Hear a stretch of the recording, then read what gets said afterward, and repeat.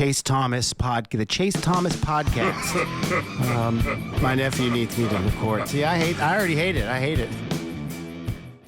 All right, hello, and welcome back to another episode of the Chase Thomas podcast from Still the A from Mention. Chase Thomas coming to you live from Knoxville, Tennessee, Everything School HQ. Joining me down there in Tequila, Georgia, my good friend, fellow University of North Georgia alumni and host of the Georgia Voice of College Football. It's Matt Green. Matt, good evening, sir. How are you?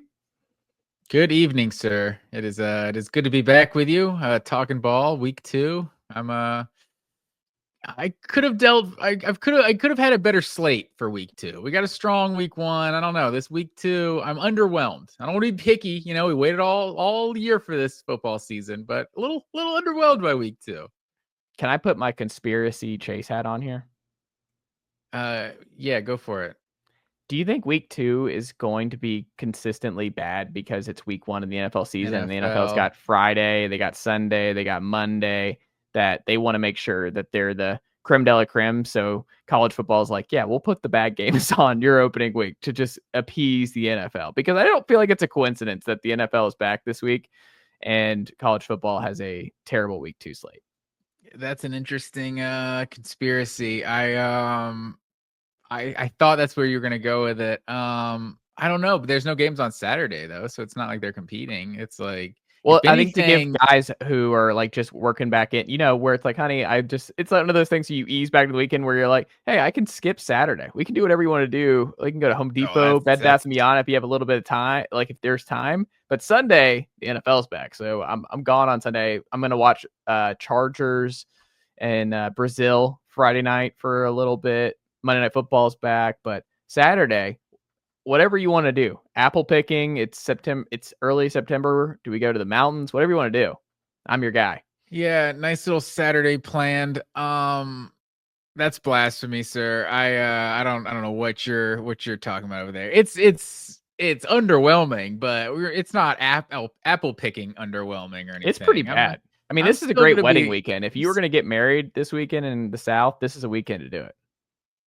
Yeah, I would agree with that. If you have to have a fall wedding, I guess this isn't even a fall wedding though. If you're talking, I think September counts as fall. And when people are saying fall weddings, they mean football season. It's fall months.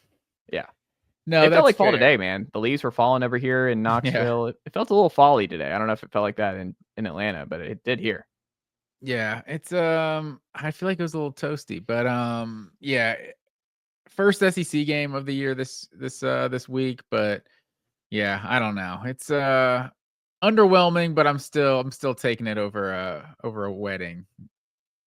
I mean, yeah, unless it's my wedding, which again, I have to be like one of those when they talk. It is kind of funny where people. That's true. Yeah, you can't be against the fall weddings, the football 100%. Season wedding.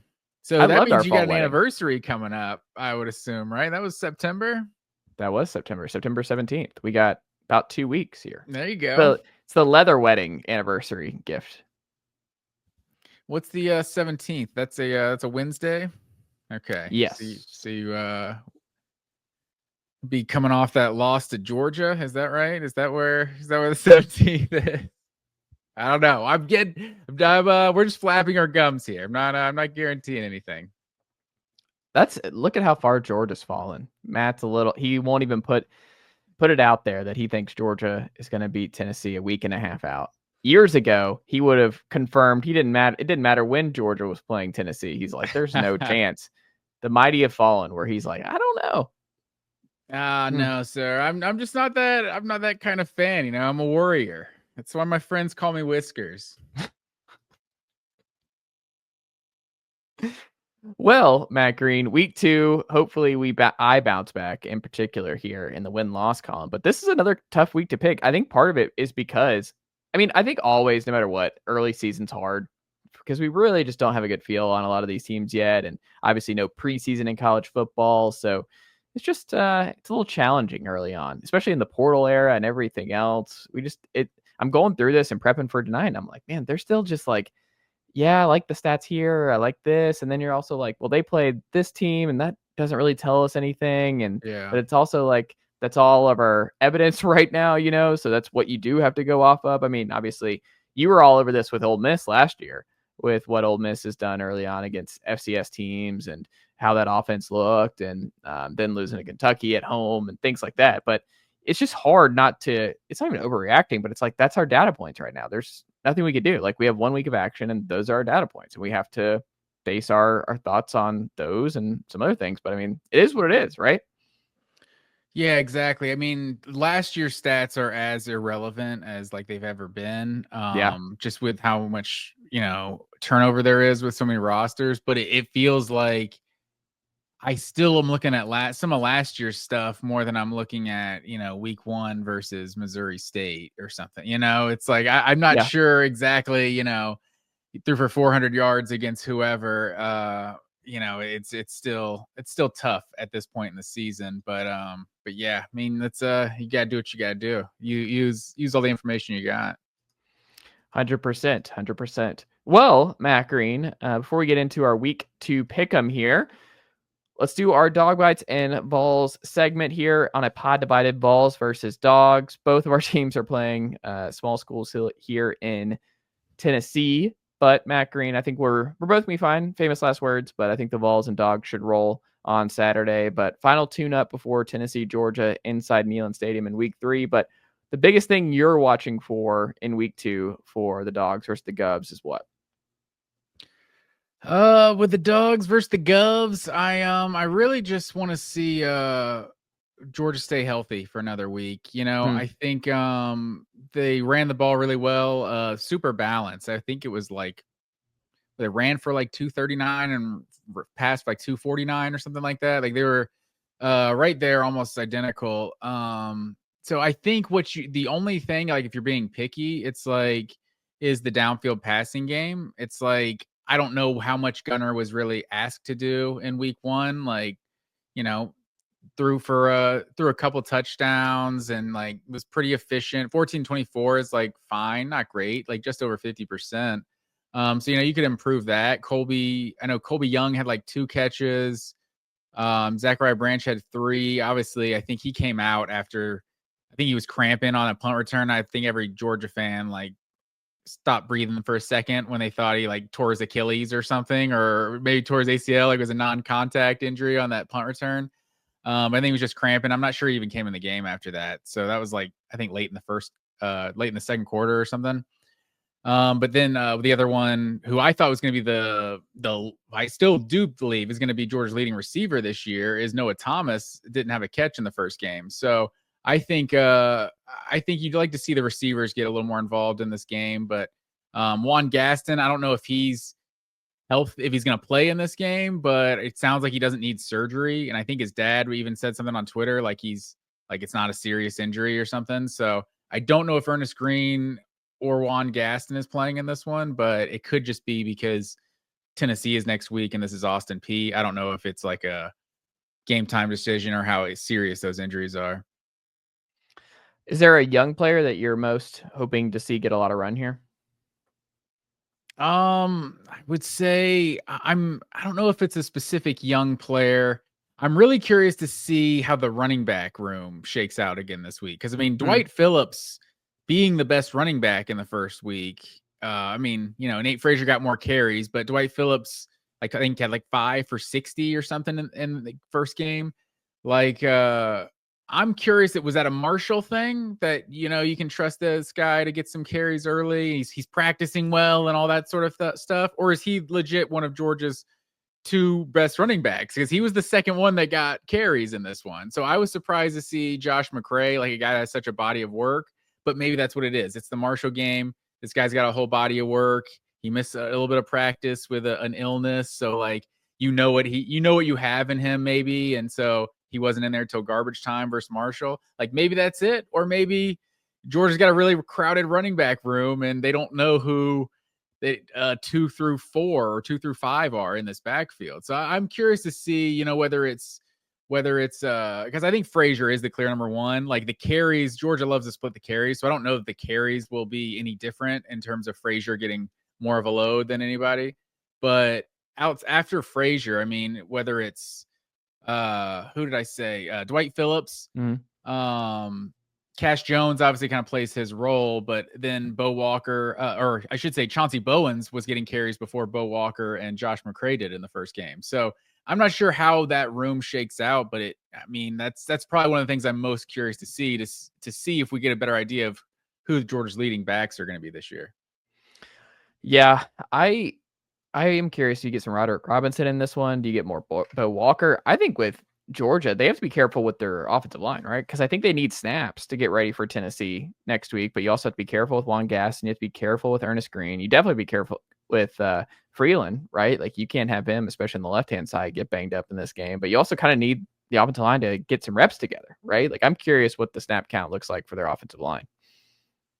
Yeah, I think that's fair. I think they went 3 deep at all of the O-line positions in the first game, except for center, Bobo, and then your boy from Parkview, Cortez Smith. Smith, yes. Yeah. I think they were the only 2 that got snaps at center in the first game. So, true freshmen. So, I think the O-line's got to stay healthy. Be nice if Gaston and Ernest Green are both healthy enough to play, and then they give a solid 2 quarters, and then Georgia wins this one by 40. But maybe they're held out because Tennessee's a much more important game next week. Hey, don't overlook the Govs, man. They just beat Middle Tennessee State last week on the road in a stunner. Can they do it twice? True. That's true. You gotta respect a big time win, but yeah, Georgia's just ready to dominate the Volunteer State 1 week at a time. First Austin Peay, and then Tennessee. We'll see what happens. But no Vanderbilt on the schedule this year. There's definitely been years in the past where Georgia had 3 Tennessee teams. Maybe they get like Tennessee Tech or something like that. Middle Tennessee State. I guess anytime I think they're just Middle Tennessee now. I think they dropped the state. Yeah, it's just Drew now. Wait, what do you mean? Is it not? No, it's MTSU. No, they're just Middle Tennessee. Like Are you sure? I'm not 100%, but I'm pretty sure. Like every branding I've seen anywhere, it says Middle Tennessee. No, it's Middle Tennessee State. Did you look it up? Yeah, I'm looking at it right now. Look at their roster, like their college football page, like the standings. Like it doesn't say Middle Tennessee State. Like it says. I mean, the university is still called Middle Tennessee State University. I don't know. It was Memphis State. Were they called? Memphis was Memphis State. But were they still called that for longer, people just started calling them Memphis? Or I mean, they are just Memphis now. Like it's let's see here. So I'm saying there's precedent for this. No, yeah, it's the University of Memphis. So it's not Memphis State because you went from a state college to university. Dumb question here, man. I thought they were in the Sun Belt. What conference is they're in the look at you, man. They're in the Conference USA. They're in Conference, man. They were in the Sun Belt, and then they left the Sun Belt before the Sun Belt got hot, and now it's like messed up. They belong in the Sun Belt for sure. I think there's some bad blood. If you look at the Conference USA standings, it says Middle Tennessee Blue Raiders. I'm just saying it always said Middle Tennessee State. If I'm not mistaken. I mean, maybe. I think it just might be I know they've got the MT as the whole deal, but I think it just might be a length situation. Middle Tennessee State University Blue Raiders is a mouthful. Yeah, I've been on that field though. As a young lad, ran all 100 yards. Okay. It's where the high school state championships are here in Murfreesboro. Good stuff. Yeah, North Gwinnett used to always go there for team basketball team camp. So as a younger brother, I was just following along, roaming the campus, found the center point of the state of Tennessee. I don't know, it's some little thing. It's like the exact middle of Tennessee, like somewhere on campus. There's like a dot somewhere. It's a landmark.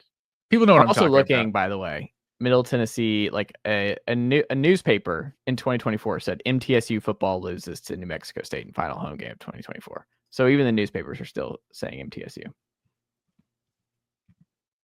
I don't know. I think I think State University. I could be wrong. I don't know. Maybe it doesn't fit in the column, but everywhere I've seen like the scoreboard and stuff this past week, it says Middle Tennessee.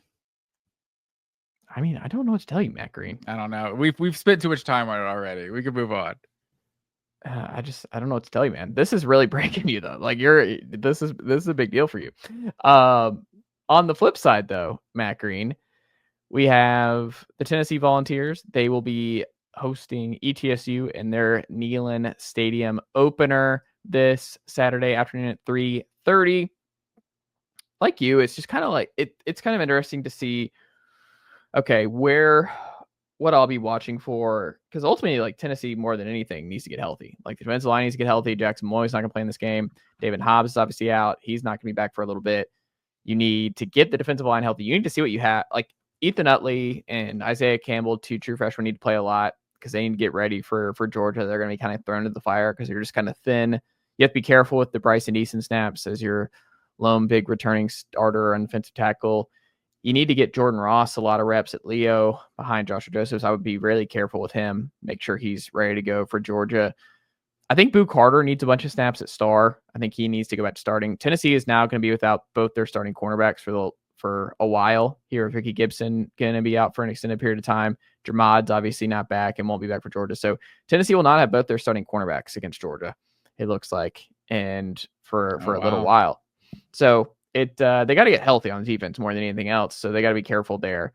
But I am kind of curious, just David Sanders will be his first start. It looks like he missed. He was a late scratch, 5-star true freshman right tackle against Syracuse on Saturday, but it seems like he's going to be able to go. And then I'm also curious with the receivers. We didn't see much of a rotation there. You need to be careful with your young guys anyway, but how many true freshmen get in there? How much do you play Jake Merklinger and George McIntyre behind Joey Aguilar to make sure he's upright? Because he took some shots in that Syracuse game. They had a lot of design runs for him. But I think the big two for me is David Sanders. He has to play a whole lot because you don't want David Sanders' first collegiate snaps basically at an extended level being against Georgia and the Georgia defensive line. Like, that's not you don't want to welcome David Sanders to the SEC in college football that way. So I think he needs to play a lot on Saturday to get acclimated and get ready to go, because it's a whole different challenge when Georgia comes to town next weekend with Gabe Harris and company. So I think he needs to be on the field a lot at right tackle. And then I think Boo Carter, who has just been slowly working his way back into the good grace of everybody, you don't have that luxury of not playing Boo Carter a lot on Saturday. Like, it's just kind of your hands are tied in terms of your depth in the secondary, where he's got to play. Julian McMurray needs to slide down to corner. He and Ty Redmond and Colton Hood, who looks like the crown jewel of the transfer portal for Tennessee this cycle, who was fantastic in that opener against Syracuse from Colorado. Like, you've got to build depth, but you got to get Boo's rust off. Like, he needs to play because he's going to have to be a big factor against Georgia. And you're just thin that, like, sorry, like, whatever the discipline stuff and everything out there, man, that's got to go. Like, we're getting ready for Georgia in a week and a half. He's got to play. If he's on the team, he's on the team, and he needs to play a bunch of snaps on Saturday because he did not play much at all against Syracuse. You didn't need him, but you're going to need him against Georgia if you want to have a chance in that game. And I think it's a big point. Like, he didn't return any punts, which was just crazy to me. And at the very least, he needs to be returning punts because I think he's a big. I mean, you saw it in person. Matt Green last year was Boo Carter almost housed one in one of his early punt returns that would have put Tennessee up 14-0 in that game. So, yeah, Boo Carter needs to play a lot. Almost. Brett Thorson though, got that dog in him. But yeah, we'll see. It should be a nice little Saturday with ETSU coming to town. Yeah, we'll see if Brett Thorson's healthy also. He's been a big impact in the 2022 and the 2024 Georgia-Tennessee games. But, I mean, the guy, Drew Miller, who was I think he's a freshman. Is he either a redshirt freshman or a true freshman? I think he was like the number 1 ranked punter coming out of high school for whoever ranks punters. But he's, I think, the backup, but he's the one who played in the first game. And I think, from what I heard, I think he did well. So I don't know. I wasn't analyzing the punt game like some are. Well, Matt Green, you ready to get into our week 2 pick'em? Yeah, let's do it, man. All right. Where are we going first, Matt Green? Well, do you want to know the numbers, or maybe you don't want to know the numbers? I know I'm 500, but you can remind folks. Do you know that? Yeah, I picked TCU to win on overall, yes. Yes. Against the spread, I went 5-6 last week. You went 3-8. Not our best week against the spread, but overall, sir, 9-2 for your boy over here. I was giving the people winners overall, not against the spread. And then you went 6-5 overall. So we're above 500 on the win loss. And Zeus 1-0 this week. Absolutely. Zeus with his Miami home dog of the week. So he is 1-0 for the season. But yeah, so it was a big time week one, a lot of big time matchups. So the fact that we both picked more winners than losers, we're going to take that as a win. There we go. Well, Matt Green, where are we going first? You want to start off with the game of the week? Is game day here? It's got to be here, right? It's like the only good game. I think so. Right. I like we have Texas, Ohio State. Not that you shouldn't tune in because we're going to break down these games. We had Texas, Ohio State last week. Just kind of like rivals trading rivals, Michigan, Oklahoma this week. John Mateer versus Bryce Underwood. I feel like a true freshman making his first career start, whatever, New Mexico last week. His first real career start on the road at Oklahoma against a Will Venables defense. I don't know. That's a great matchup for Michigan. You may go ahead and make my pick. Oh, I thought I was waiting for you to go first, and I was going to make my. We're just having a free flowing conversation here, but in general, I think Oklahoma could win this big. To be honest, like I just don't. I will say Bryce Underwood. I have more faith in Bryce Underwood than some of the other 5-stars that have come out in recent years. But we might start to have a conversation about what a 5-star quarterback means anymore. We might need to break down the hit rate over the last half decade or so. But a true freshman quarterback, I don't know how good John Mateer is right now. Like, I don't know that he's the Heisman guy everyone's saying he is. Like, this is going to be a big first step, but like, let's not act like Michigan was a good team a year ago. Like, I don't know that this team is that much better than they were last year, if we're being honest. Like, and Sharon Moore is still suspended for this one, right? Oh, I didn't even think about that. He's suspended for like 4 games, I'm pretty sure, right? So, I mean, this isn't Michigan this isn't Jim Harbaugh's Michigan anymore. So I think Bryce Underwood might have make some plays here and there, but I think I'm going to take Oklahoma to win by multiple scores. I'm going to say Oklahoma wins 34-17. No, he's not suspended for this game. He's suspended for Central Michigan the next week at Nebraska and Western Michigan and Germany in 2026. Yeah, I was like, wait a second, did I miss that? Yeah, no, he's not suspended this week. Wait, so he's he's suspended for the 3rd and 4th games of this season and then for a game next season? Yes. What kind of suspension is that? He's like, I don't even want to go to Germany. He's suspended for that one. Yeah, man, interesting. Yeah. Oh, give me Oklahoma by multiple scores. So we're going to disagree out of the gate here. I think Michigan's just winning this straight up. I don't know how much you watched of Oklahoma last week. John Mateer and the Oklahoma offense had some problems, Matt Green. And Michigan looked just fine against New Mexico at home. So the Sooners opened 43rd in offensive efficiency through week 1 here. There's a whole lot more pressure on Oklahoma in this football game. A lot more pressure on Brent Venables and company. Number 10 defense for Oklahoma. The defense is legit. Like, there's no question Oklahoma's going to have one of the best defenses in the country this year. But Michigan's got the number 7 defense through 1 week, and they got a lot of bodies and a lot of players there. Styles make fights, you know that expression. And this is just going to be a low-scoring, defense-first, ground and pound type deal. I don't think John Mateer is built for what Michigan's going to throw at them defensively. I think this is a terrible matchup for Oklahoma. Justice Haynes, the transfer from Alabama, looked the part for the opener at Michigan. I think he's poised for a breakout huge year. I think he's going to be critical in this game. I think him and Underwood are going to be solid. OU, Matt Green, had 2 rushing plays go for 10 plus, or 2 rushing plays go for 10 plus yards, 0 any further. They're going to have to run the football. Like, if they want any chance of beating Michigan here, they're going to have to keep time possession. They're going to have to be able to run the ball. They're not going to be able to do it, I don't think, against this Michigan group. And I think what we saw last week was kind of a terrifying proposition for the Sooners. I'm not, like, I was all summer, like, I'm not buying the Sooner stuff. I'm not buying it. This feels like Ohio State, Texas, week 2.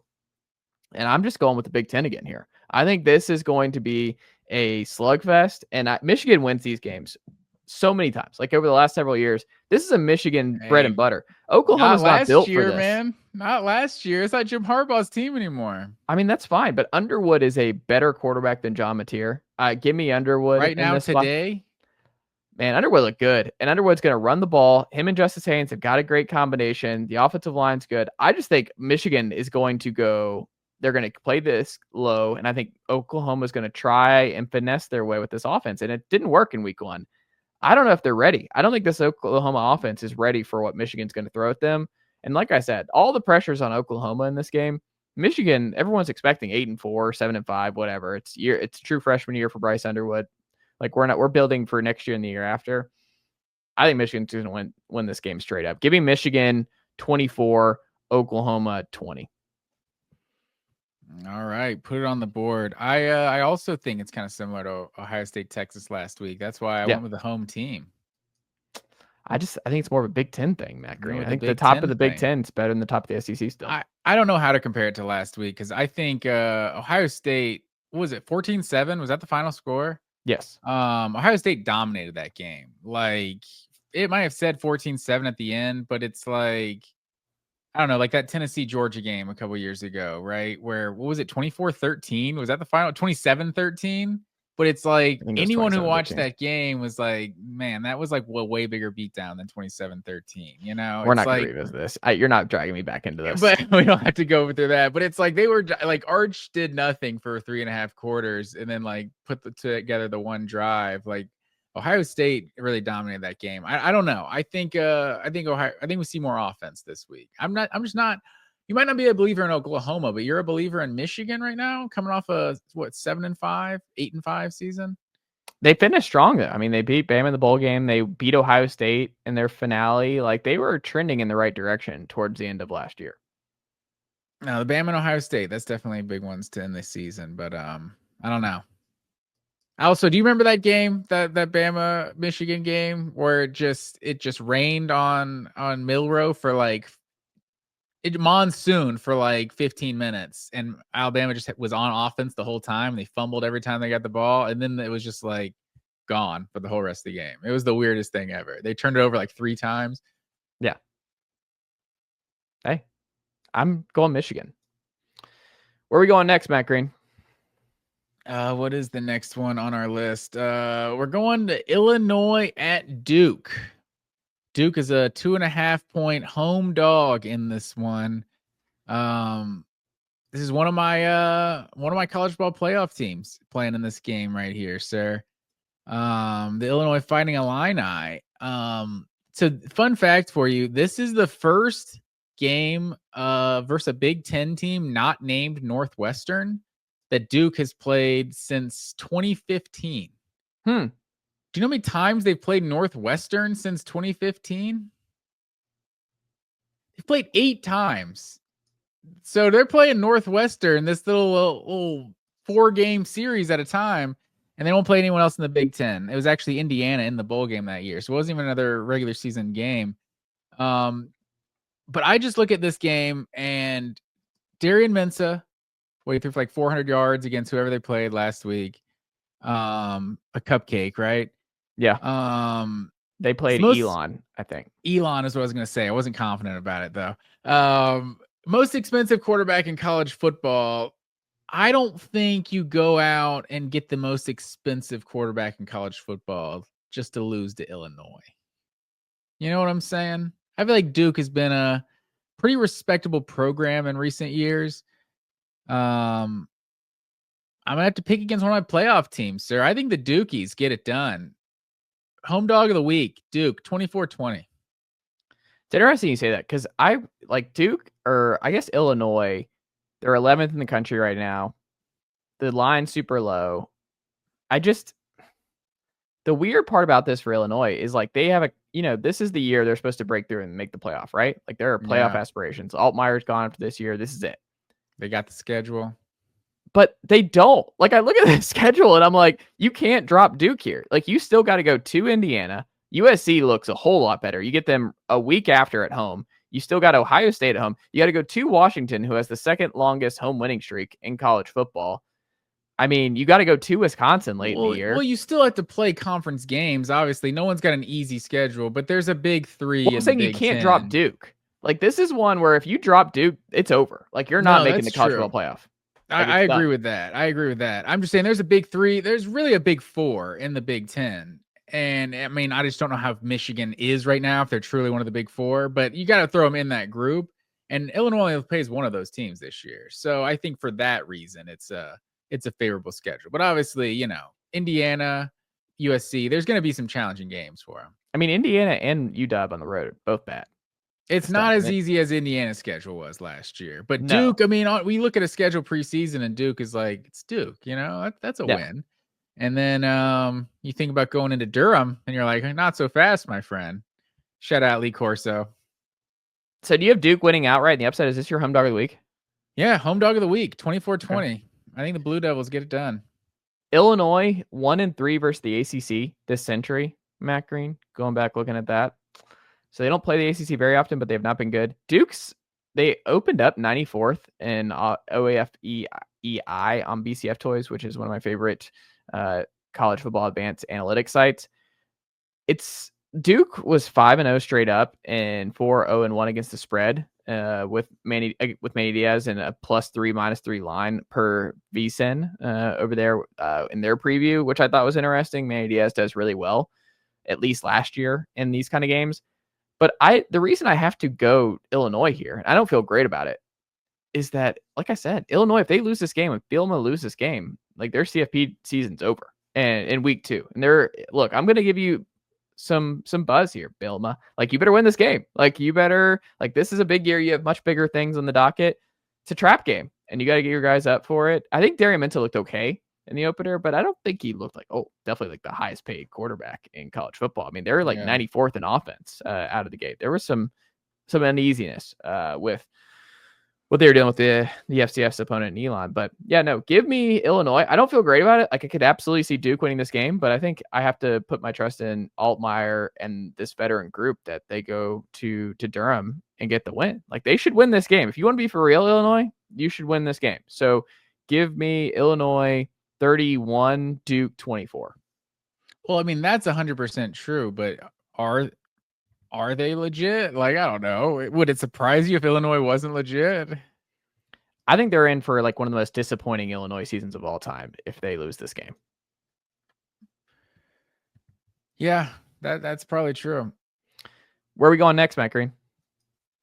Next on the docket, sir, let's go to Iowa versus Iowa State. So Iowa State's at home. They are a 3.5-point favorite, and you might think that is a good thing.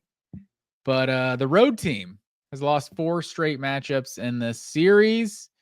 The winner in this game over the last 6 years is averaging 18 points per game. The winner of this game is averaging 18 points per game. So last couple years, it's been the first one to 20. I think this year, I'm not a believer. I don't know if you still are. I think all offseason you were talking that this is the year Iowa has a legit offense and they're going to be explosive. I'll believe it when I see it. I don't think they're there yet, but you don't need that in this game. So give me the Hawkeyes 20-17. It didn't look good in the opener. Gronkowski, I mean, he averaged 2.9 yards per attempt, 53% completion percentage. It was bad. Like, the Iowa offense was not what you wanted to see in week 1. I wonder if it helps or hurts the Clones that they have 2 games on tape and Iowa only has 1, but they obviously playing in week 0. They're ahead of schedule here a little bit. But the road team I thought was interesting. They've won the last 3 games in the series, Matt Green. Iowa was 10 of 16 on third downs, which I believe is somewhere in the top 10 in FBS through 1 week here. They're just really even, though.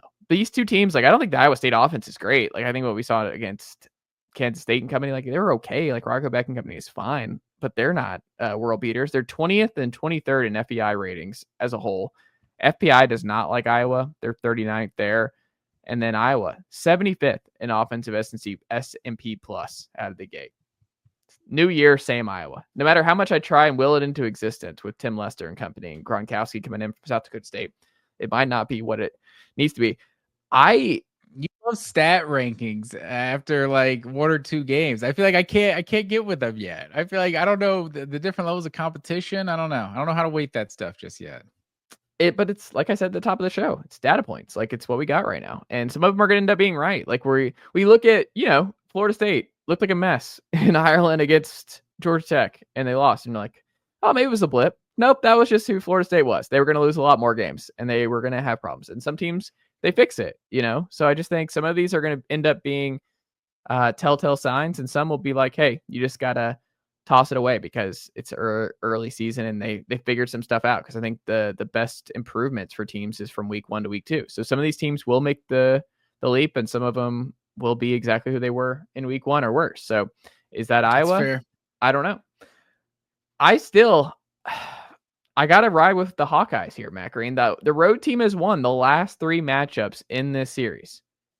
I can't shake that. I think history continues here. Give me the Hawkeyes 20, Iowa State 17. Did you say 20-17? Yes. No, man, we just picked the same score. Just flip. It's going to be super low scoring. No, I picked Iowa. We both picked Iowa 2017. Oh, I thought you picked Iowa State. Yeah, I'm with you. Interesting. I don't think the offense is legit, but you don't need offense to win this game. Okay. I did not think we were both going to pick Iowa in this spot. Where are we going next? Yeah, mainly because Iowa State's already won a big game already this year. That's the main, Iowa State's won a big game early. No, they're not legit. They'll lose a different game. Didn't they win double-digit games last year? I think they did, right? 9-3 won the bowl game. Yeah. Shout out to Iowa State. They do that every couple years. Matt Campbell's a good coach, but I'm with your boy Kirk Ferentz this week. I like it. Virginia and NC State, sir. Why don't you lead this one off? What do you have to say about Virginia and NC State? This is a game that sounds like, I don't know, a Jefferson Pilot sports special right here. It brings me back to the early 21st century. Like, where's Chuck Amato, Al Groh when you need him? I think Matt Schaub, Phillip Rivers, Russell Wilson. This is like peak early 2000s ACC stuff. That's what I think of. Not really Jefferson Pilot Sports. That's reserved for the SEC, Matt Green. When I think Jefferson Pilot Sports, I think Vanderbilt, Ole Miss. Or I think like Kentucky, LSU for whatever reason. Because I'm pretty sure the Miracle Hail Mary with LSU, Kentucky was on Jefferson Pilot Sports, if I remember correctly. Oh, 100%. That was definitely a Dave Neal special right there. Yeah.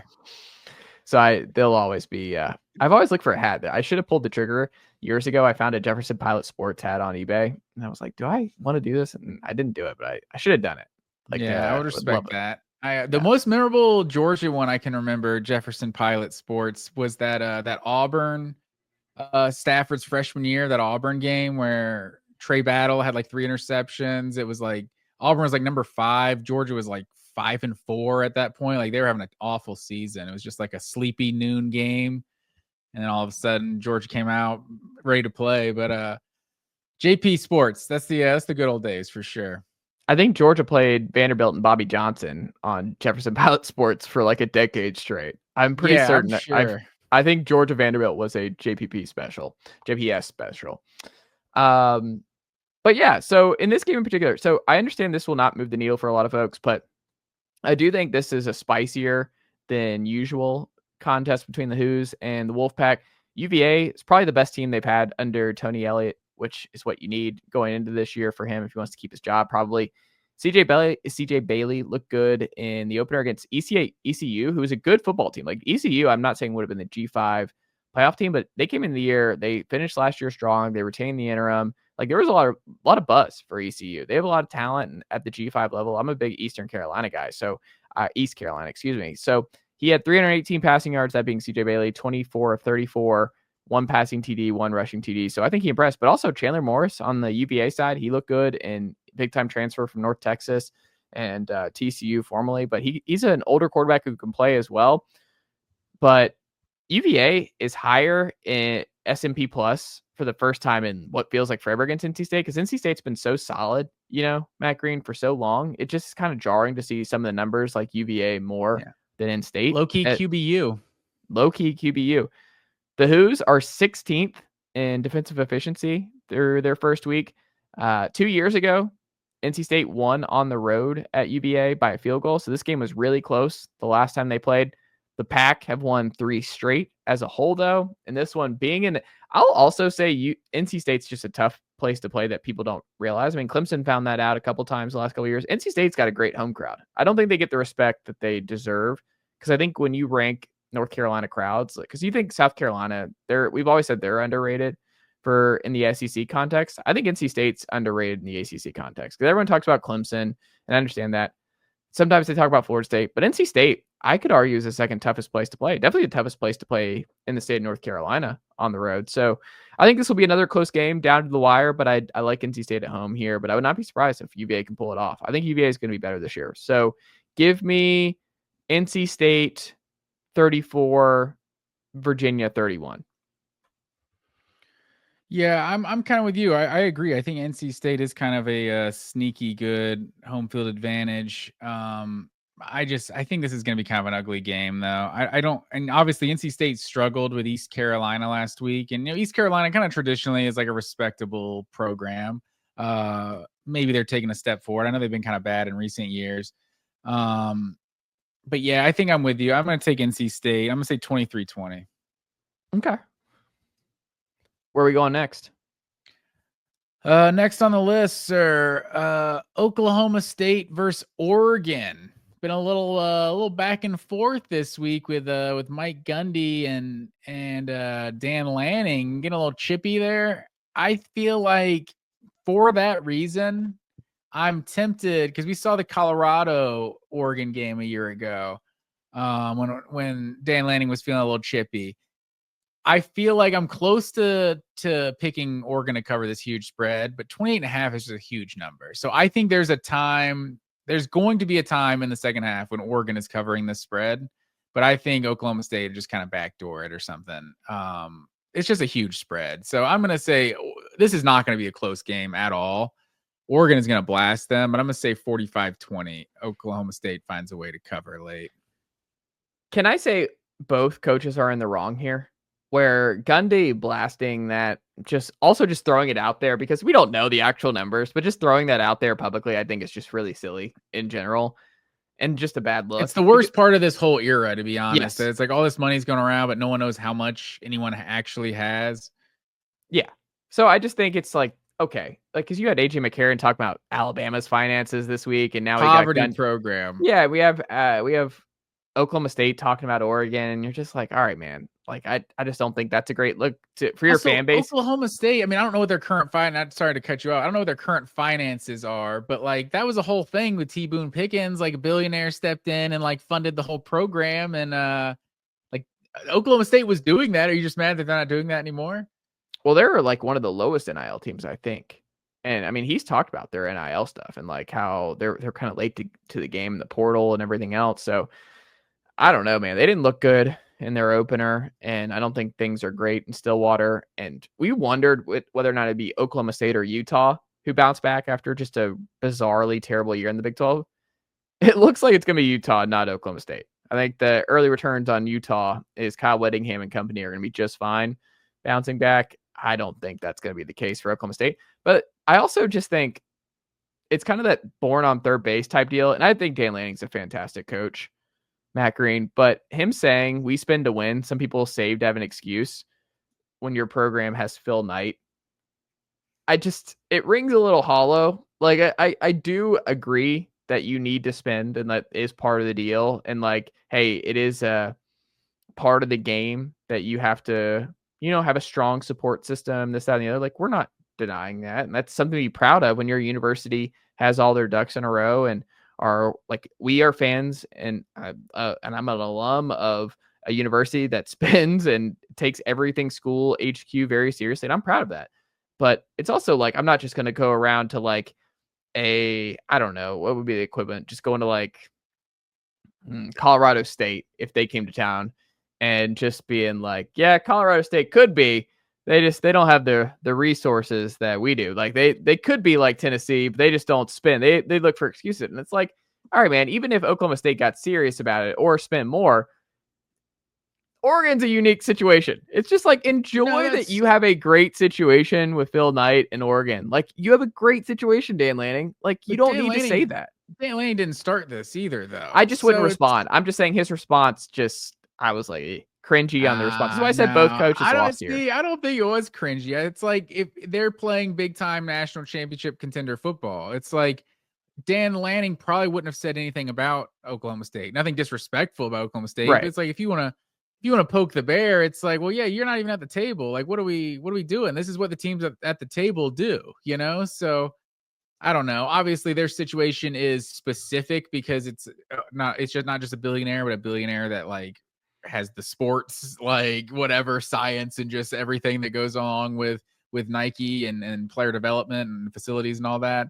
But it's not that different from a program that just it has a Nike contract that has billionaires backing them and all that. You know what I mean? It's like there's still a lot of programs that are committed, just as committed to winning national championships as someone like Oregon is. Oregon is probably in that group with like that are, not to disrespect Tennessee, but a group that's a little more desperate. So like because it's been so long since they won a championship, they've never won a championship. So it's like, you know how Georgia was, the 1980 stuff hit harder a few years ago, but I think those programs are going to be the big spenders because they're just that much hungrier, you know? So I don't know that Oregon has an advantage over the other like big time programs, but yeah, I mean, Oklahoma State, yeah, if you're not one of them. Like, I don't know. I guess Mike Gundy is salty about that, but I don't know what you want Dan Lanning and Oregon to do. Like Dan Lanning and Oregon aren't the problem or anything. I'm not saying they are. I'm just saying I wouldn't respond. Like you've got a great thing going, man. But also you didn't build this. Like you walked into a great job with great funding and you're a great coach. Just don't say anything. Yeah. That's I what would say he didn't build it, but he's already like made the program like his. Like I feel like they've been to national titles before Dan Lanning. Like Chip Kelly got to a national title game. Yeah, but when was the last one? 2014? Like it's been a while. I mean, this has been a very good football program for a while. No, that's fair. But I feel like they seem a little more legit under Dan for Lanning. Sure. But my whole legit since they were under Chip Kelly, which was a decade ago, you know? Yeah. That's fine. Actually, more than a decade ago. Because Cristobal had them. I mean, Cristobal won double-digit games, right? Before he left? No, he did, but we know about Cristobal. He obviously recruited well, but he has his flaws, but he definitely didn't take over a rebuild. He took over a guy who built up a program doing well. But he won 10 games his final year at Oregon. And he won 12 in 2019. Herbert, the year with Herbert when they lost to Arizona State late and blew their playoff chances. But yeah, the 2014 would have been the other guy that replaced Helfrich. Helfrich. There you go. He only lasted like another year or two after that championship performance, right? They kind of went downhill. He wasn't there long. Yeah, that was a sad one because he was an Oregon guy, and I think he was someone that you really wanted to work. Yeah, because he went 11-2, 13-2, 9-4, and then 4-8. Yeah, you can't go 4-8. That's kind of a testament to where Oregon is now. Like 4-8 is just you're automatically out of here. Yeah, for sure. I just I think this is gonna. What did you pick a score yet? I think Oregon's gonna steamroll them. Oregon looked amazing in week 1, by the way. Like Oregon looks like they're gonna be just fine offensively and everything else. The defense looks great. The offense looks great. Yeah, I think Oklahoma State's like 73rd in total first downs through 1 week. And Oklahoma State just not having good offenses and good passing offenses anymore just really bumps me out, Matt Green. Growing up on Zach Robinson and company. Zach Robinson's your boy. Yeah, and I just really hate Oklahoma State not having a fun and gun offense anymore. It just sucks. Brandon Whedon. Yeah, like they're just not walking through that. Justin Blackman not walking through that door. Yeah, no, give me Oregon 40. I think they're going to run up the score. I think this is going to be a personal game now. Give me Oregon 48, Oklahoma State 7. 48-7. Put it on the board. Where are we going next, Matt Green? Next one, the first SEC game of the season. I feel like just feels like a crime, to be honest. I feel like there's the years where we had, Florida, Tennessee being the first SEC game, or Auburn, LSU, or Georgia, South Carolina was a week 2 special for a lot of years. We get Kentucky and Ole Miss. Wildcats at home, 10.5-point dog at home. Like I said, last 4 matchups in this series, sir, been decided by 3 points, including last year's upset for Kentucky. I think Kentucky is the worst team in the SEC this year. I think they're worse than Mississippi State. And I think Ole Miss is I really don't know if Ole Miss is the 3rd best team in the SEC or like the 10th best team in the SEC. Like I don't think they'll be that low.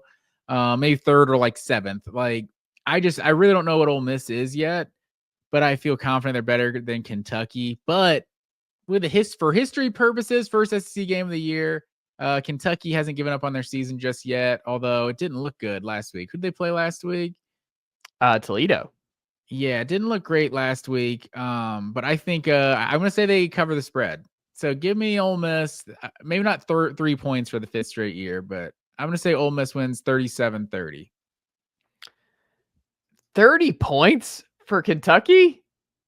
Yeah, let's do it, man. Ole Miss doesn't have that defense that they had a year ago. I mean, I think the Ole Miss's defense is still pretty good. I'm looking right here. Their defense is. You look at stat 6. rankings? What are we talking about? Stat rankings. You just hate. I just Ole Miss is like and I understand this because Ole Miss did this last year. Ole Miss just pounded bad teams and they ran it up. Well, last year they were legit. It's what they do every other year, I feel like. But I mean, they're always going to do that. Ole Miss is just. I mean, we're penalizing Ole Miss for doing what they're supposed to do against bad teams. Which is no, we just don't need to hype them up for dropping 60 and shutting down Georgia State. Right. We don't know what that means. We have no idea. Like, what is them beating Georgia State 63-7 versus Missouri beating? Who did they beat? Like 66-6 or something like that. Like East Missouri State or something. Central Arkansas 61-6. Yeah, it's like, what do we take from these games? I don't know. They could be bottom half of the SEC for all we know. Well, Ole Miss, they're starting hot again, number 1 in 20-plus yard plays with teams who have only played 1 game this year. They lost this game, obviously, in embarrassing fashion. They're a CFP team last year if they win this game. Kentucky was bad against Toledo. Toledo's a good G5 team, but Kentucky was in a dogfight that they should not have been in. Ole Miss, top 11 in both OFEI and DFEI. They've won the last 2 trips to Lexington. I think they're going to get revenge. I think this is one of those where last week was an omen for where Kentucky is this year. I think this is going to be a terrible season for Kentucky. I think Ole Miss is still going to be really good. I don't know if Ole Miss is a top 10 team, but Ole Miss is who everybody thinks South Carolina is. Does that make sense? Ooh. Where everyone just wants to throw South Carolina because the names, you have Dylan Stewart and you have Lenora Sellers. Great players. I mean, quarterback specifically. Like they have a quarterback. But Ole Miss is legitimately proven it. They're one of the best teams. They win more than South Carolina. Lane Kiffin's a better coach than Shane Beamer.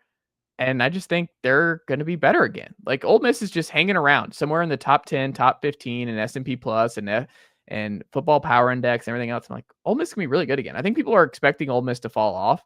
And I just don't think that's what Lane's built there. I think they're going to be really good again. So give me Ole Miss here in a big one. I'll go Ole Miss 31, Kentucky 6.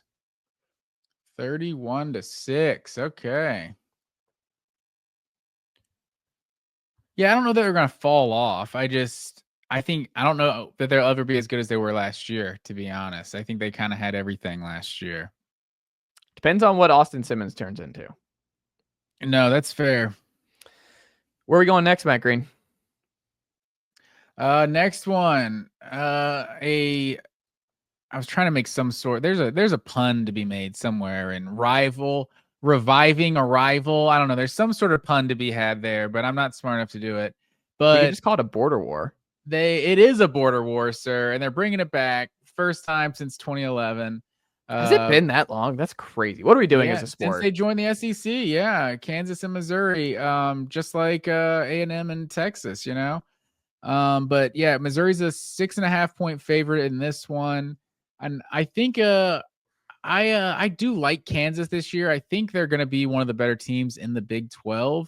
Better, loose term, maybe they're top 2, maybe they're top 6, but I don't know what's making Missouri, but I think Missouri's they're not to the point of like necessarily just like winning.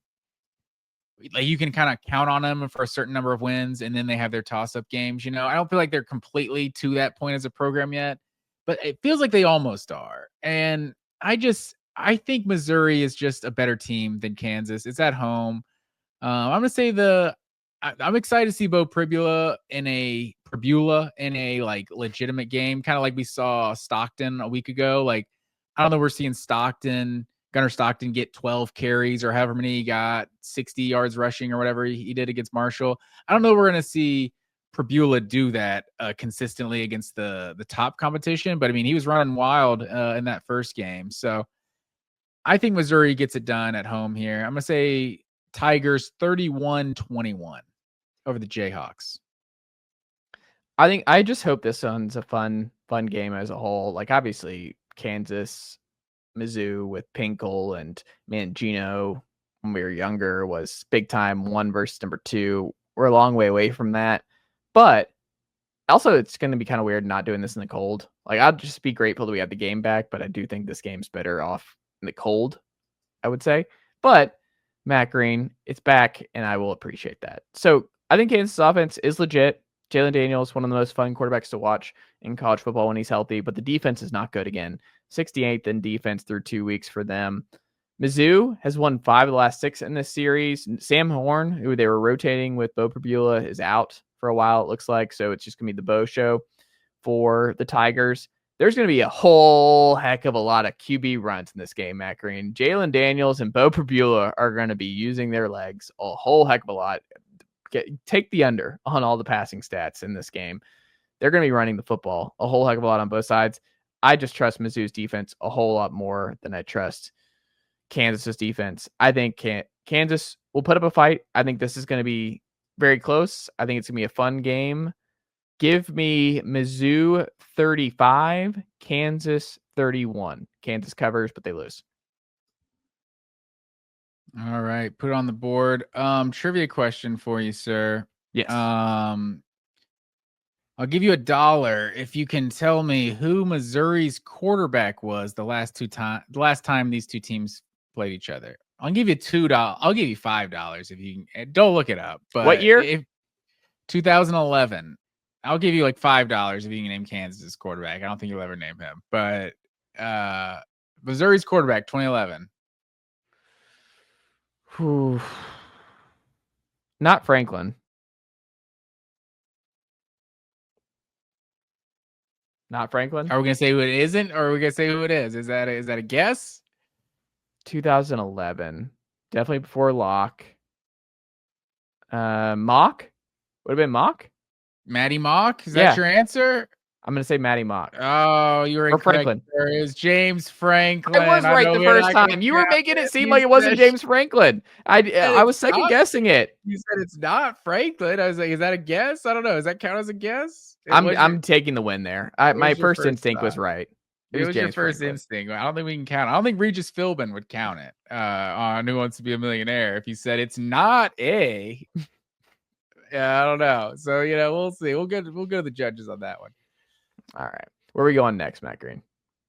The next one, staying in the SEC. This one got a little interesting after last week's result. South Florida Bulls going to the Florida Gators.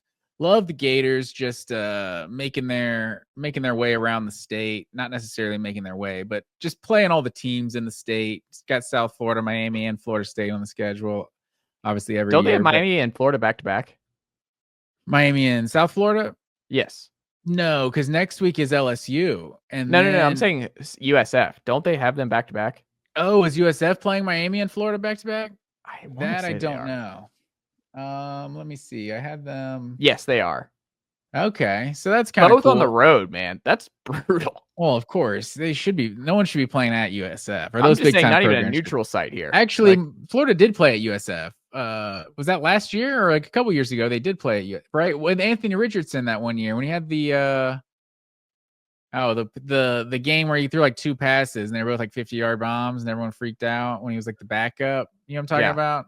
I do remember that. It was like 2021 or something. Had like 50 yards rushing or something, or like a 50-yard rushing touchdown. So South Florida and Florida played a few times recently, but after South Florida, so Florida's a 17.5-point favorite in this one. Would they beat LIU like 55-0 in the first one? After South Florida beat Boise State 34-7 last week, I was watching college football last week with a Florida fan, and he seemed a little nervous. He seemed a little nervous seeing that South Florida score. And so, maybe just using context clues, reading between the lines. Because I will say, I went to the casino with him last year, and it was like it may have been like week 2, week 3, whatever week the A&M Florida game was. And Florida, I think, went punt or something on their first drive. And it was like his level of negativity after this first drive. I was like, I need to put money on A&M right now, and I did. And it was a solid bet for me. I feel like I'm reading between the lines here. I don't think Florida just like blows them out or anything. I think this is going to be kind of a sloppy game. It feels like a game that's going to be like a game. It's going to be a game at the start of the fourth quarter. It kind of feels like that. Like maybe it's a 7-point game at the start of the fourth quarter. Florida scores another touchdown, wins by 14 or something like that. But I'm going to say that Florida does not cover this spread. I'm going to pick Florida 37-23. And South Florida kind of hangs around a little bit. Okay. I also have South Florida covering. I think Alex Golesh, former Tennessee offensive coordinator, is doing a great job there. Byron Brown's a great player. Like you said, they didn't just upset Boise. They crushed Boise. We watched a lot of that game during our fantasy football draft over there at Fanrun and Fox Sports Knoxville. And I mean, they that was never close. Like they just beat them down. They beat Boise into submission and it ended Boise's G5 hopes like immediately this year. So, I mean, USF is legitimate, but I also think Florida, I mean, they looked like a juggernaut. Obviously didn't play anybody, but they won big. What was it? 55-0? Yeah. Something like that for them. So they're number one and actually in Football Power Index defense after week 1. USF 17th in yards per play. I think that this is going to be really interesting to see if South Florida can move the ball against Florida's defense consistently. I don't know. I think they are going to be able to get some stuff in, and I think they're going to put Florida on their heels a little bit, but I don't think they have a shot of winning if DJ Lagway is healthy this whole game. But I do think they're going to push Florida, and I think Florida will come out respecting South Florida in one of those deals where South Florida is going to make Florida better, preparing for LSU and everything else. Like, I think this is going to be a wake-up call that Florida's got to be ready to go here with the schedule. I don't have USF winning, but I do have USF covering. So I think this is going to be a little bit lower scoring than people think. Give me Florida 27, South Florida 20.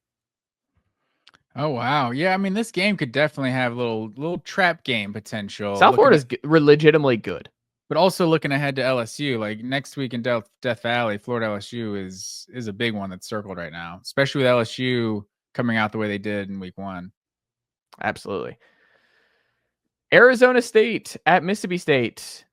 The Bulldogs, 6.5-point home dogs. I can't believe you didn't have the gumption, Matt Green, to make this your home dog of the week. It's right there. They're the Bulldogs. I don't know what Zeus is thinking this week. He started off hot, but this is a rare L for Zeus. Zeus has never been a Mississippi State Bulldog fan. I'm blanking on his name, or else I would have said it. I was gonna say like Boomer, but it's a name. Oh man, what is the Mississippi Bully? Right? Is that his name? Okay. Yeah, that's right. It came to me. I was like, it was right on the tip of my tongue. Sammy. Samsonite. I was way off. I did not have the audacity, sir. You're right. I didn't have the guts to pick Mississippi State to win this one. But I've told you all year, we don't know anything in the Big 12. I mean, Sam Leavitt, I think we know is a good quarterback. Like, no shade to him. But Arizona State, there's no known commodities in the Big 12. Like there's no just you're all of a sudden an elite program now. Like no, it's a chaos conference. We don't know what's going to happen year in and year out. Clearly the media doesn't.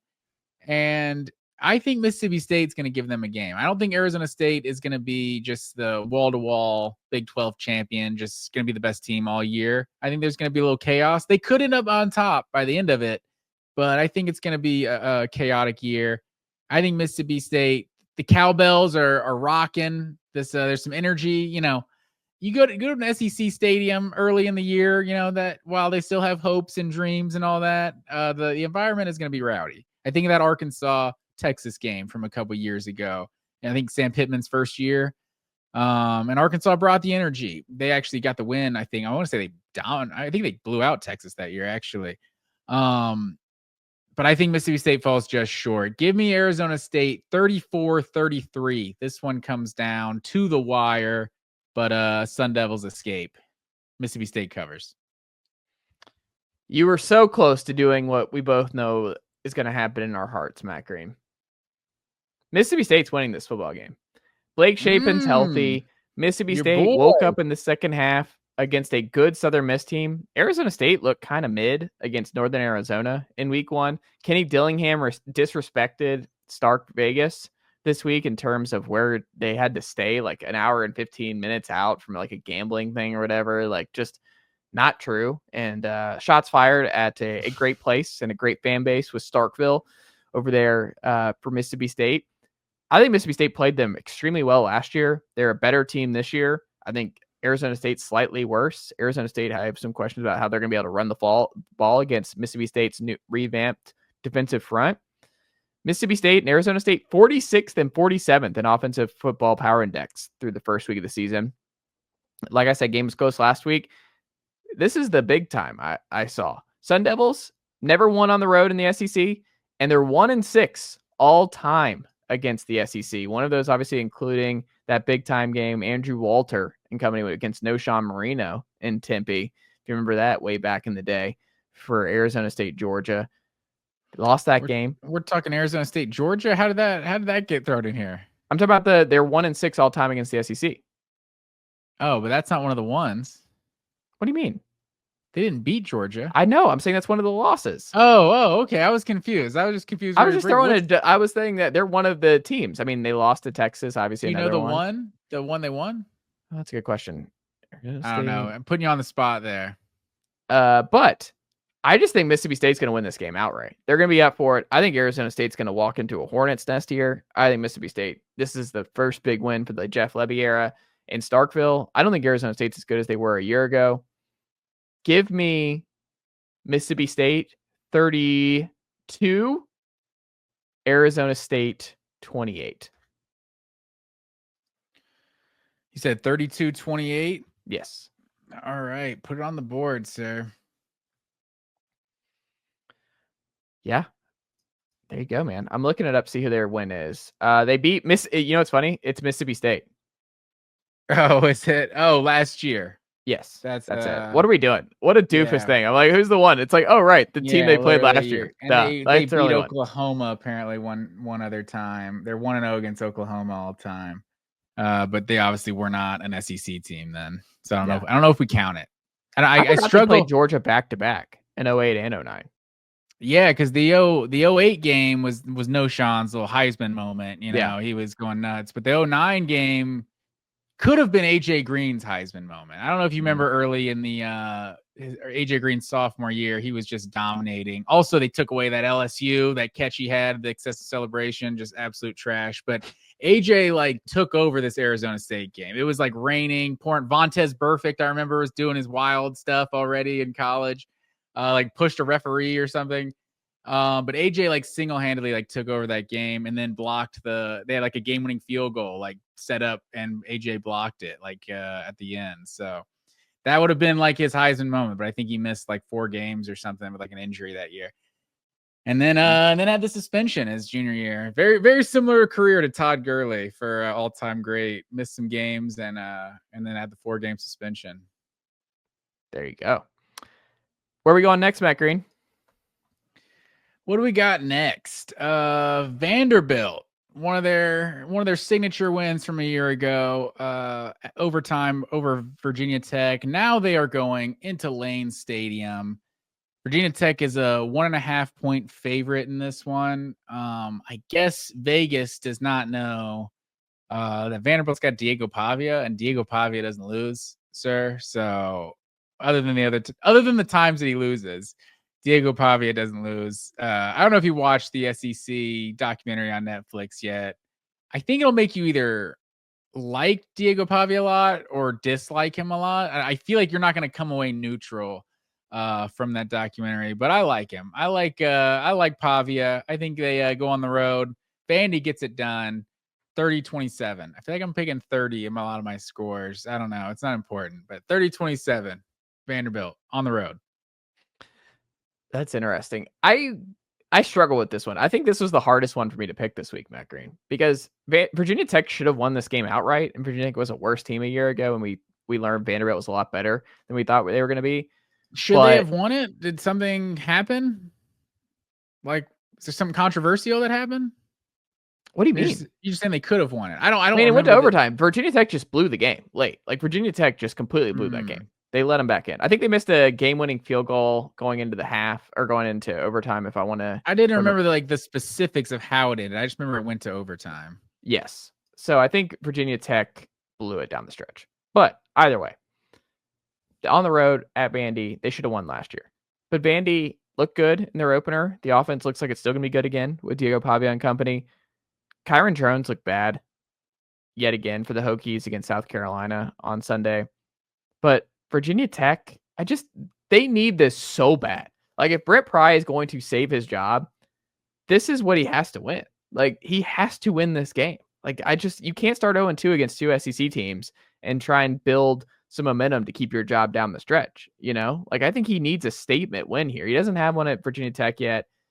It's obviously in Blacksburg. That'll be helpful. The crowd will be rocking. Here's a crazy stat I saw from Hokies 247, Matt Green. You ready for this? I'm ready. Tech's non-conference Power 4 drought goes all the way back to their season opening win over West Virginia in 2017. Is that bad? That's so bad. They have not won that is a crazy stat with what Virginia Tech we grew up on, Matt Green. They have not won a big game in basically 8 years. Yeah, Frank Beamer's not walking through that door. Oh, he's not. It's not coaching him at least. He might be there. Virginia Tech 69th in yards per play through 1 week. I don't feel great about this, and this isn't even like a Tennessee Vanderbilt thing. Virginia Tech, your favorite in this game. This is it for Brent Pry. He's got to win this one. The crowd will be on his side. You should have won it last year.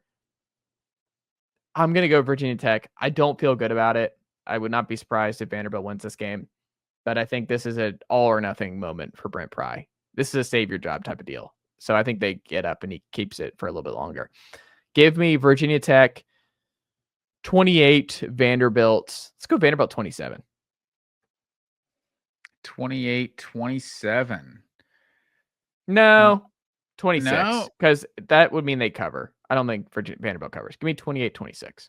Oh, okay.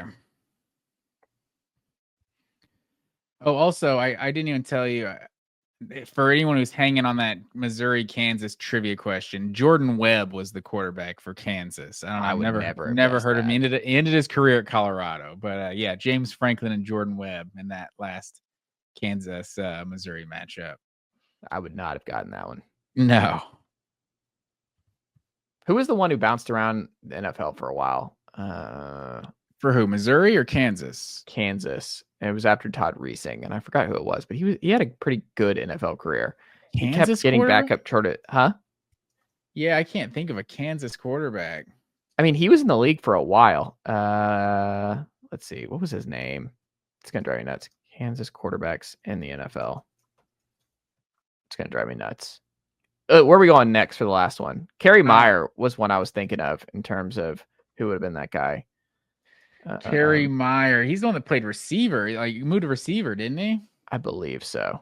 All right, I'm pulling it up. Hold on. But where are we going last to wrap up, Matt? The last one on our docket, what should be a conference game, which is not a conference game. Baylor and SMU. This should be a classic Big 12 matchup right here. But this probably was a Southwest Conference matchup. SMU is a 2.5-point favorite at home. I look at this game and I think I'm going off vibes. And obviously the vibes weren't great for Baylor in week 1, losing at home to Auburn. But I feel like, having a loss that early, feel like kind of rallies the troops. I feel like Baylor, their whole season's on the line. You can't start 0-2. So for that reason, give me the Bears to right the ship, win this one 34-30. Another 30 in there. You have Baylor winning? Baylor on the road. Get it done. This is annoying because I need to make up some ground, and I thought for sure part of the reason I put this on is I thought you were going to go SMU at home in this spot. Oh, really? I don't like that. Bad job by you. Bad job. Because I'm the same way. Baylor, this is a crazy stat. I would never have guessed this. Baylor has won this game 13 straight times, Matt Green. 13 straight. Is that right? I did not even know that when I was making my pick. Baylor, they don't want to start 0-2. Even if they did, they'd still be okay to win the Big 12 because neither of these are Big 12 games. They lost out of the gate. A little bit harder still because that's all they need to get the playoff. I think I'm right there with you. I think Baylor bounces back. They own this series. SMU, I think, takes a step back this year. No, give me Sawyer Robertson and company to bounce back here against SMU. Couldn't run the ball last week against an FCS team. You were able to run all over Baylor last week. I think it's a good matchup for the Bears. Give me the Bears. Let's go Bears. I'll go Bears 38, SMU 31. 38-31. Put it on the board. We still got some disagreements though. We disagree on Oklahoma, Michigan, Duke, Illinois, Arizona State, Mississippi State, and Vanderbilt, Virginia Tech. And then there's a couple more that we disagree against the spread. So there's some time for some discrepancies. So and then Duke, home dog of the week for Big Zeus. So we'll see if he can start the season 2-0. There you go. I cannot find this backup quarterback, by the way. I've just gone on a. I think you're imagining things. I just looked at. He wasn't drafted at least. I just searched just like Kansas NFL draft. I've been doing the same. The last quarterback they had that was drafted, I think it was at 1968.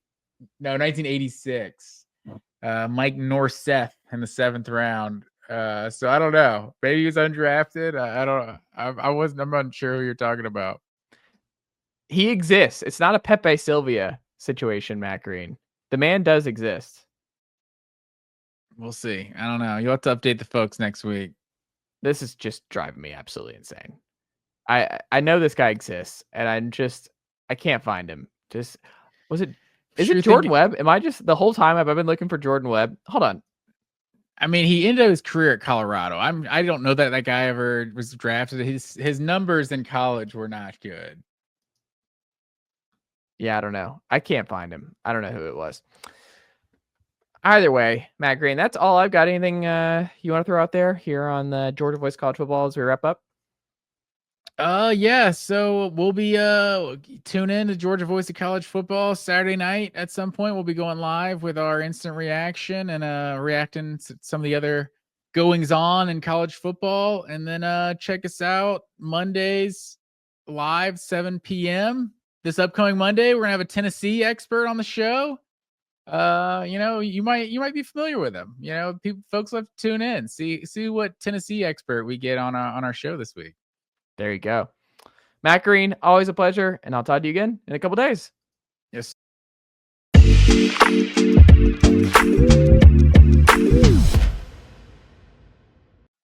All right, we're back here on the Chase Thomas podcast, where it is a pod divided Collins Hill graduate, Parkview graduate. You don't see those two on the same podcast very often, but that's where we're at right now. Gwinnett County forever, Wes Blankenship here. Wes, good afternoon, my friend. How are you? Hey, Chase. Yes, sir. Gwinnett is great. Gwinnett is great. It's getting bigger. It's different. Parkview's not what it once was. I think Collins Hill got off to a kind of rocky start here out of the gate, right? Yeah, I'd rather not talk about it. That's all right. Oh, it's a long season. We'll see what they can do.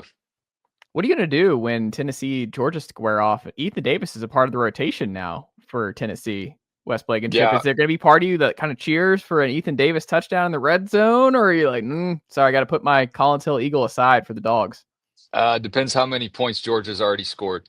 Collins Hill's head coach, Drew Swick, is a big Tennessee Volunteers fan, and I know he's gotten the Eagles up there to some passing camps in the summer, and they've Yeah. done quite well up there.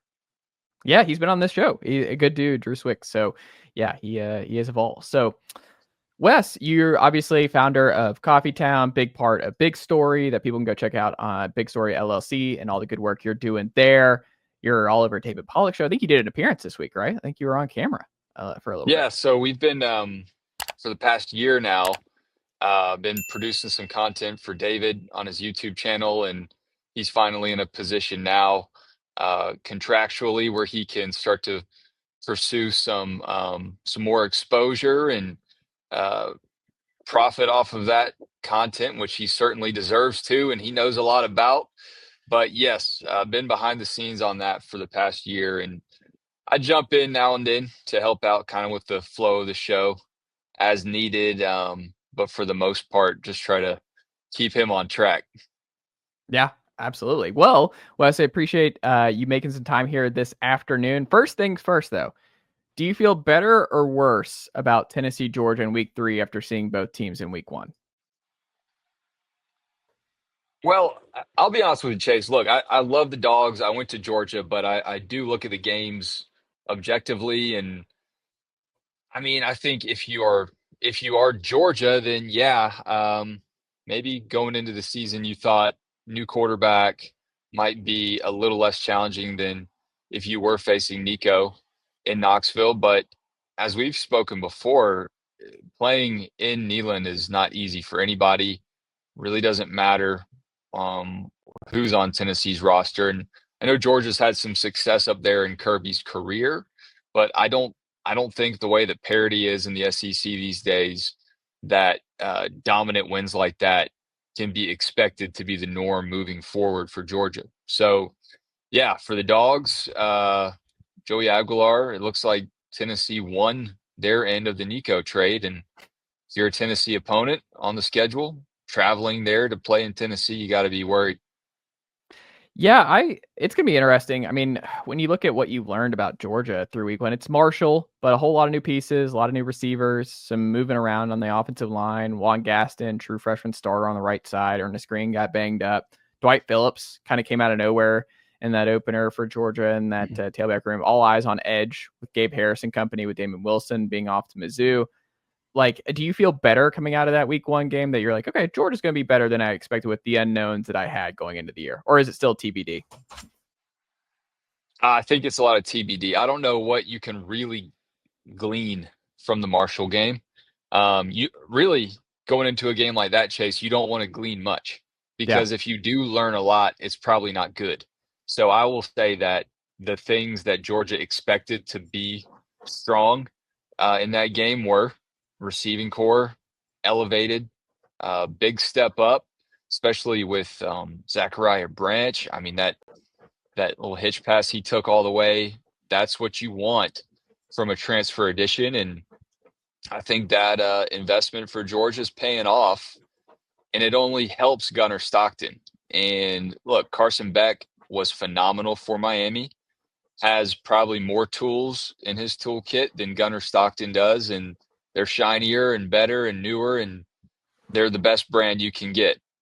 But I wonder if Georgia might not have some addition by subtraction by being able to invest in the portal in other position areas that they financially couldn't have if Carson Beck were still on the team.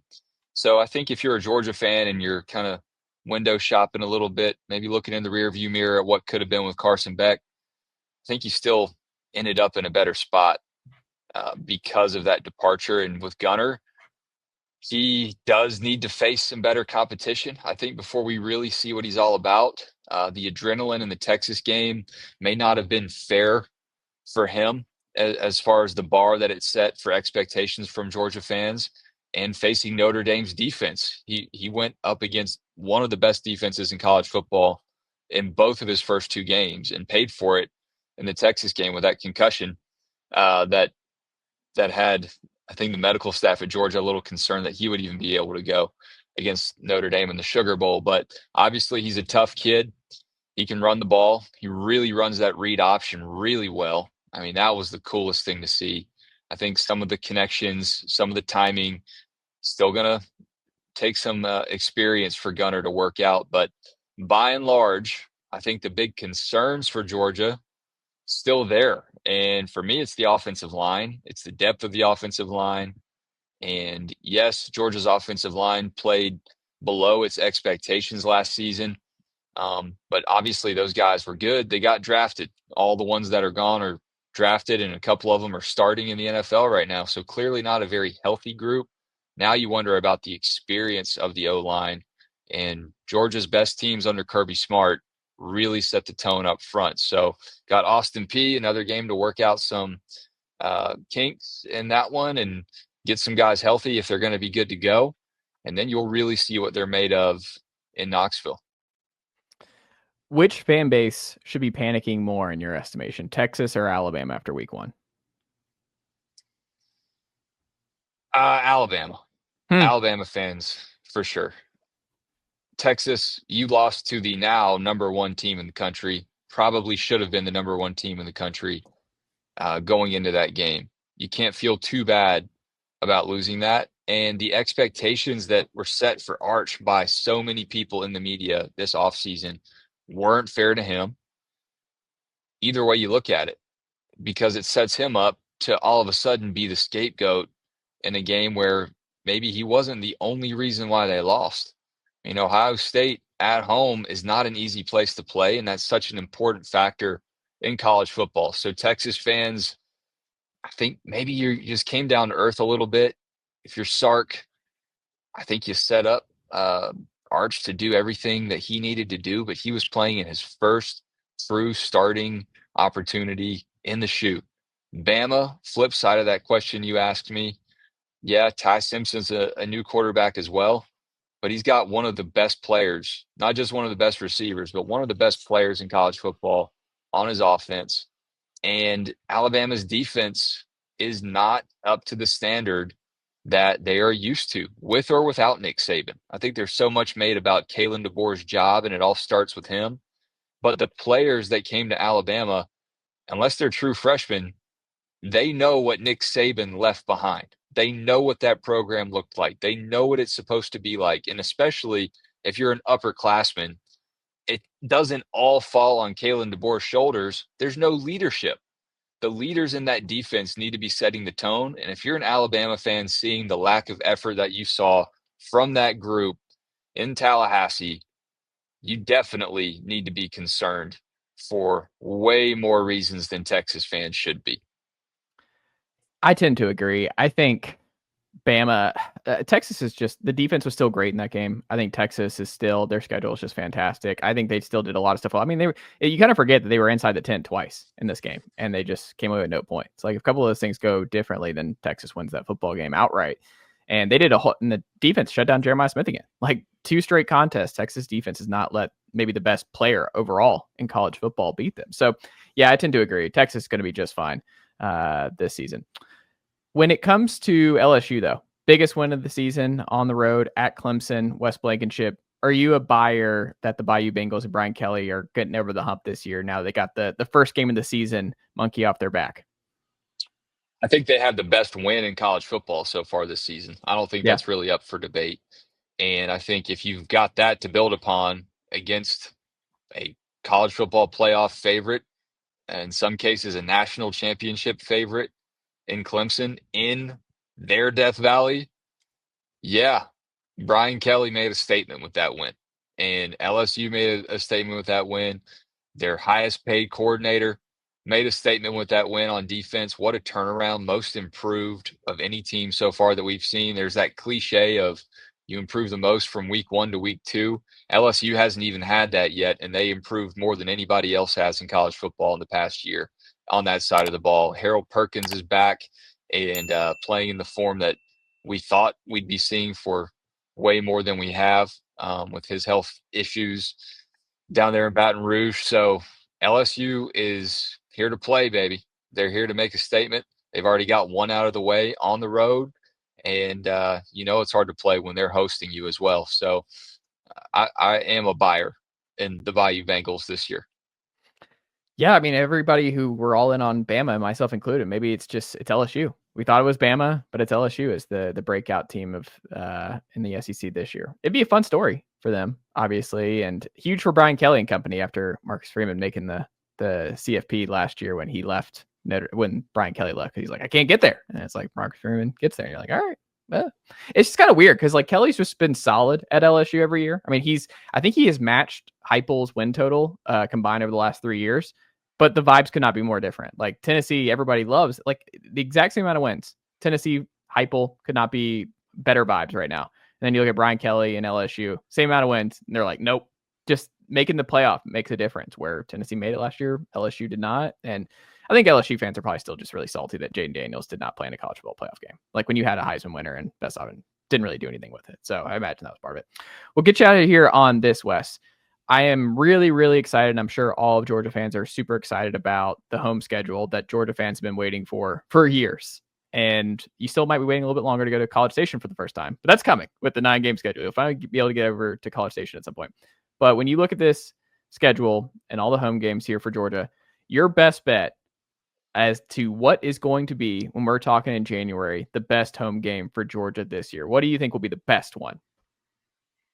Well, I think it'll be that Bama game. And I don't know if it really matters how good Alabama is coming into that game. I really hate to be a prisoner of the moment by and large in life. I think on shows like this, it is very fun to be a prisoner of the moment because there's another game that can replace it in a few days and make you change your mind all over again. And people might dig up your old tweets and your old takes, but for right now, Chase, I'm going to say that however good Alabama is coming into that game, Georgia wins that one, and they've got not only the Nick Saban monkey off their back by beating him in the national championship a few years ago, it is very similar to the way that they could not get over the Florida hump in Jacksonville, even after Spurrier left.